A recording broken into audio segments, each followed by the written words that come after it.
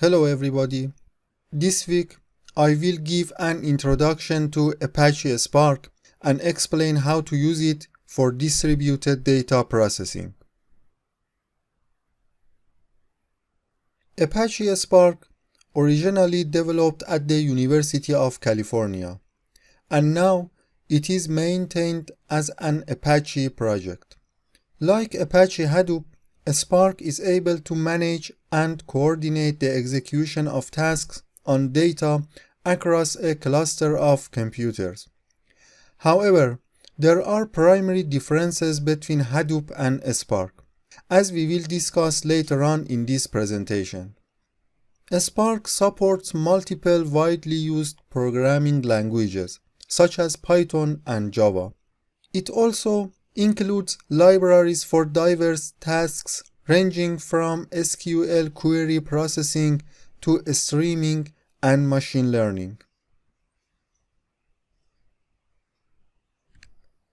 In Spark, cluster computing is centered on a particular data structure called Resilient Distributed Dataset, or RDD. Each dataset in RDD is divided into logical partitions, and each partition is stored on different nodes of a cluster. In other words, an RDD is a read-only distributed collection of data, partitioned across nodes in a cluster. In this slide, I have listed some of the RDD main features. RDD allows programmers to perform in-memory computations on large clusters. This feature makes applications run faster in Spark by skipping the frequent access to disk. As mentioned earlier, data in an RDD is distributed across nodes in a cluster. So, in case a node fails, the RDD can be reconstructed using the other partitions.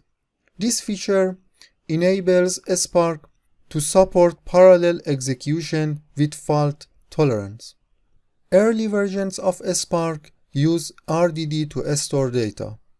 Now, this abstraction is almost deprecated and replaced with data frames.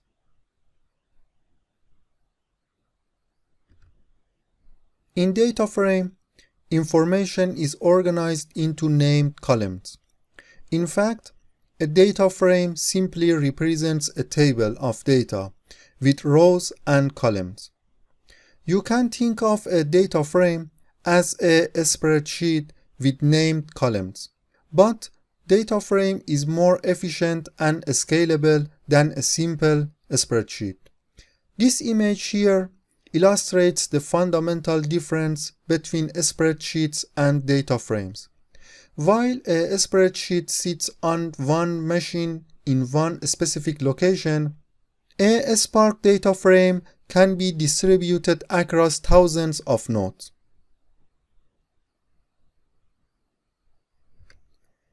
Distributed data frames allow storing big data that cannot fit on a single machine.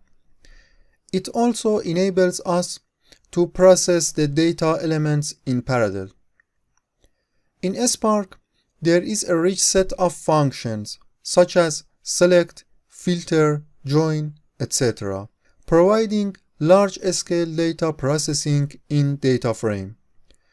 This set of functions create the Spark Data Frame API. Please note that in Lab 4, we will practically get familiar with some functions in this API. It is interesting to note that the data frame concept is not unique to Spark, and many of the functions in the Spark data frame API are doing similar operations to SQL queries and pandas methods in Python. However, unlike SQL and Python, the Spark Data Frame API is able to process large datasets at speed. In Spark, there are two types of operations applied to data frames. transformations, and actions. In the following slides, we will further detail these two types of operations. Let's start with transformations. Spark data frames are immutable, and therefore they never change once created. To change a data frame, we need to instruct Spark how we would like to modify the data frame to do what we want. These instructions are called transformations. Transformation applies some operations on a data frame.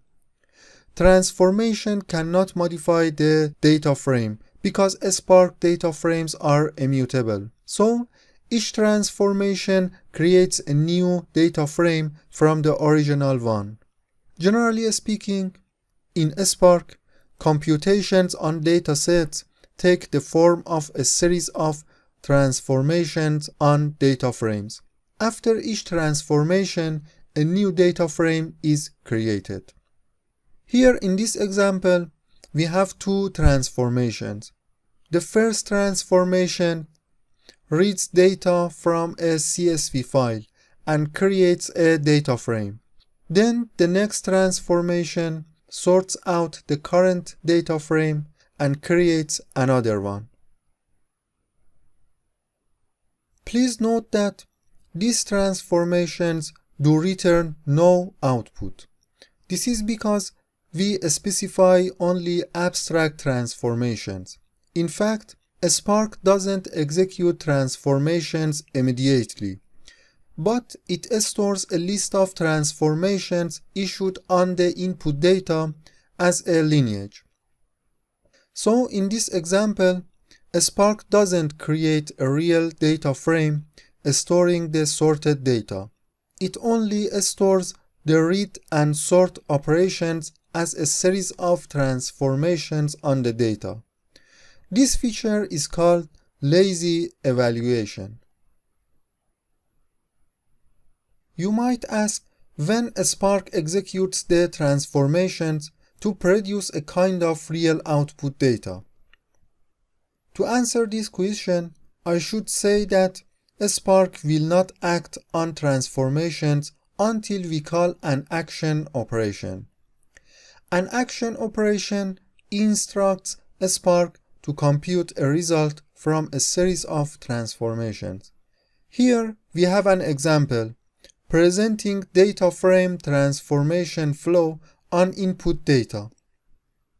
As shown here, 6 transformations are applied to the input data, including read, group by, sum, etc.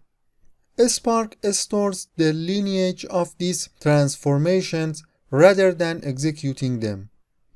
The last step in this example is an action.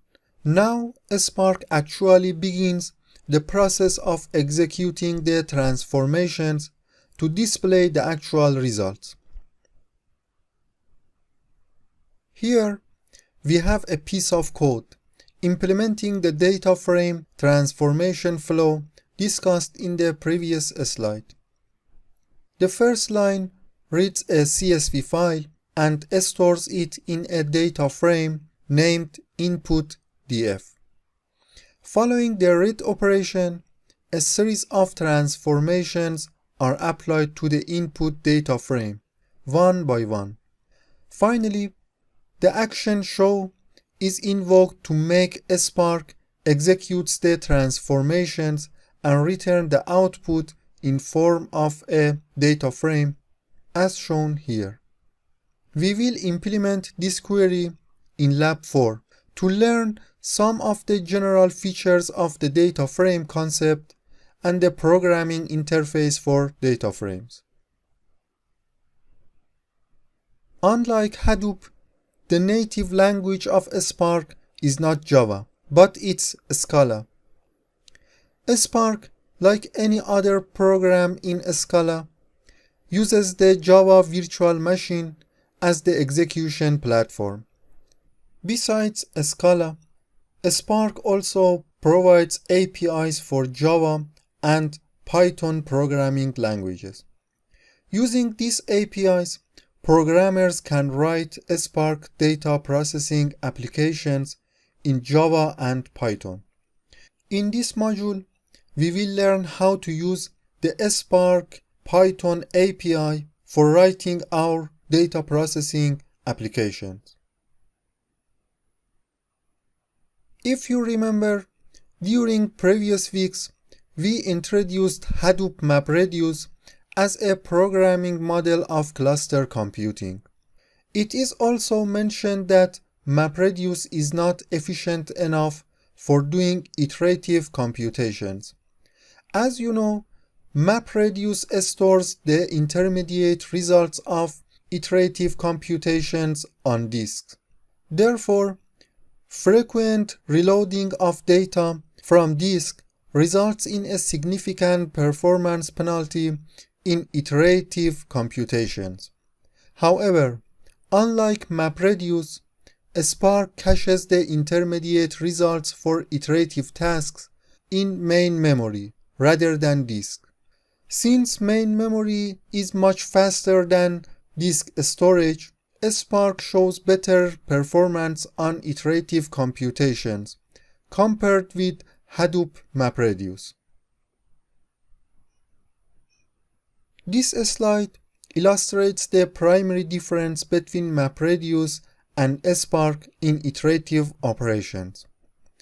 The first image shows an iterative operation on Hadoop MapReduce. Here, we can see that the intermediate results from each iteration are stored on disk, which involves substantial overhead. However, the next image graphically presents the iterative operations on Spark data frame. Spark, as illustrated here, stores intermediate results in a distributed memory instead of disk and makes the process faster. For further reading, I highly recommend Spark: The Definitive Guide book. This book is available online at books.google.co.uk. It would be a good idea to read chapter 1 of the book before starting Lab 4. Okay, this brings us to the end of today's lecture. Thank you for watching this video.